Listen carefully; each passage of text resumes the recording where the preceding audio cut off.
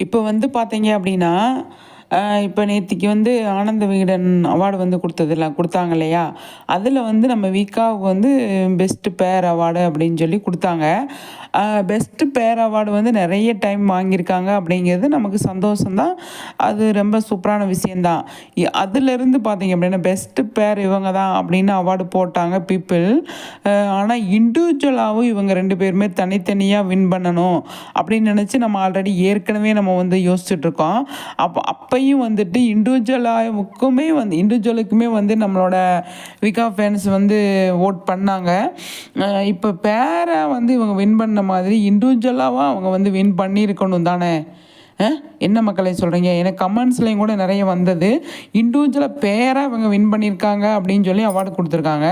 இண்டிவிஜுவலாகவும் இவங்களுக்கு ஓட் பண்ணியிருப்பாங்க தானே! இவ்வளோ ஓட்டு பேர் அவார்டுக்கு போட்டவங்க இண்டிவிஜுவல் அவார்டுக்கும் போட்டிருப்பாங்க அப்படின்னு நம்ம போட்டிருக்கோம் அப்படின்னு எத்தனையோ மொபைல் யூஸ் பண்ணி நம்ம வந்து ஓட் பண்ணோம்.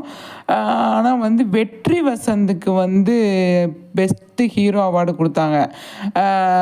அது ஓகே தான். எனக்கு வந்து ஒரு பிரச்சனையும் கிடையாது. அவரும் நல்லா சூப்பராக நடிக்கிறாரு. ஆனால் பெஸ்ட்டு பேருக்கு ஓட்டு போட்டவங்க தானே அதாவது ஹீரோவுக்கும் ஓட் போட்டிருப்பாங்க. இண்டிவிஜுவலுக்குமே ஓட் பண்ணியிருப்பாங்க. அப்போ இவங்களுக்கு நம்ம விஜய், காவேரிக்கு வந்து ஏன் அவங்க வந்து தனித்தனியாக இண்டிவிஜுவலாக வின் பண்ண முடியலை?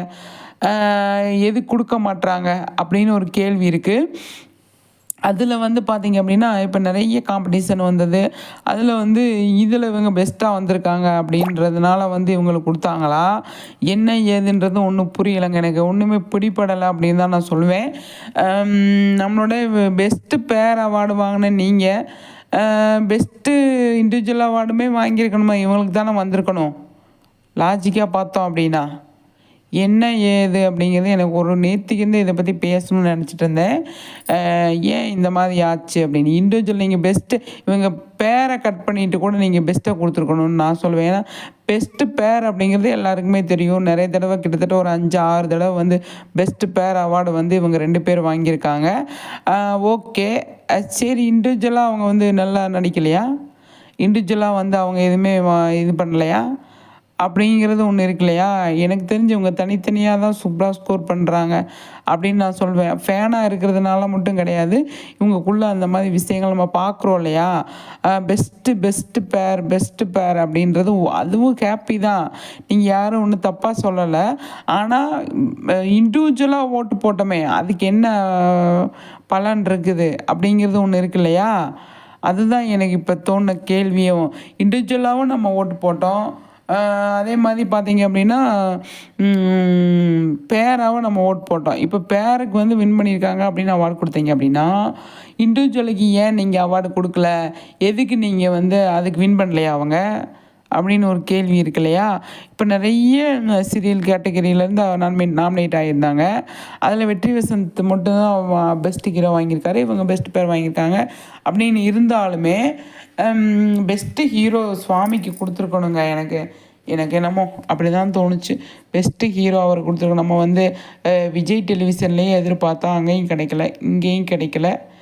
என் மனசுக்கு கொஞ்சம் டிஸப்பாயின்மெண்ட்டாக தான் இருக்குது. பெஸ்ட்டு ஹீரோ எனக்கு வந்து சுவாமி தான். அவ்வளோ சூப்பராக வெற்றி வசந்த் நல்லா நடிக்கிறார் தான். அவரை விட எனக்கு தெரிஞ்ச சுவாமி வந்து சூப்பராக நடிக்கிறாரு.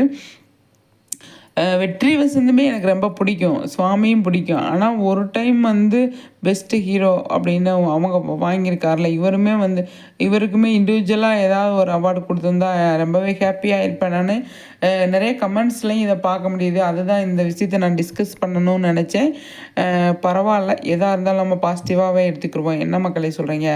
கண்டிப்பாக வந்து எல்லாத்தையும் பாசிட்டிவாக எடுத்துக்கிடுவோம்.